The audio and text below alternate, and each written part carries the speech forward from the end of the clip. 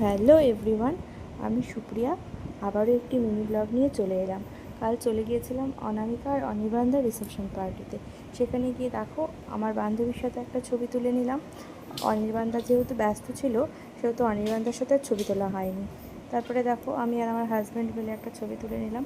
ছবি তুলতে যেহেতু আমি ভীষণ ভালোবাসি সেই জন্য এক মুহূর্ত দেরি না করে ঝটপট করে সব ছবিগুলো তুলে নিয়েছি।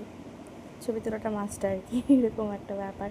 দেখো এখানে মাস্টাতো বোনের সাথেও ছবি তুলে নিলাম। এই দেখো তোমাদের দাদাভাই, আমরা সবাই মিলে প্রবেশ করছিলাম। বাইরের ডেকোরেশনেরটাও ভিডিও করে নিয়েছি। তবে দেখো বিয়েবাড়িতে মেনুতে কী কী ছিল, মিষ্টি কুমড়ার পাট ভাজা, আর ছিল স্যালাড, লেবু, আর দিয়ে দিয়েছিল গরম গরম ভাত, আর দিয়ে দিল ডাল, ছিল পটল আলু পনিরের সবজি।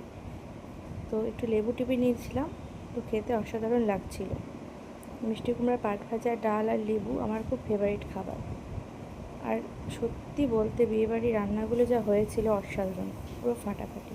তারপরে দিয়ে দিল মাছ, সর্ষে বাটা দিয়ে করেছিল, মাছটা খেতেও ভীষণ টেস্টি ছিল। তারপরে দিয়ে দিল বাসন্তী পোলাও। পোলাওটা অনেক জায়গায় আমি খেয়েছি, কিন্তু সত্যি বলতে এত দুর্দান্ত স্বাদ, মানে ভীষণ টেস্ট লেগেছিলো আমার। আর দিয়ে দিল কষা কষা মাংস, ভীষণ টেস্টি হয়েছিল, ভীষণ।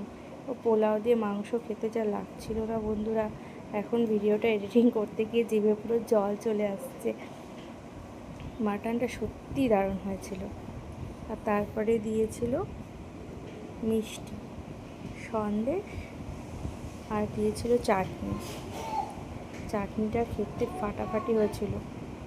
আর দিয়েছিল আইসক্রিম, আর শেষে তো একটা পান মুখে দিয়ে বাড়িতে চলে এলাম। তো কাল খুব মজা হয়েছে। তো ভিডিওটা ভালো লাগলে কমেন্ট করো।